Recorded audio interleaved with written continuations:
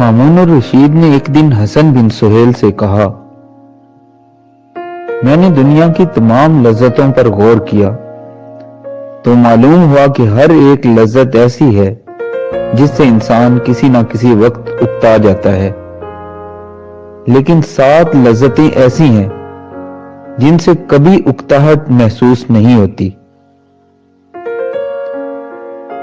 وہ 7 لذتیں یہ ہیں: گندم کی روٹی، بکری کا گوشت، ٹھنڈا پانی، ملائم کپڑا، خوشبو، نرم گداز بستر اور ہر قسم کے حسن کو دیکھنا۔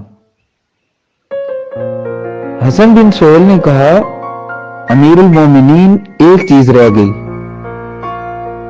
اور وہ ہے لوگوں سے بات چیت۔ مامون نے اس کی تصدیق کی۔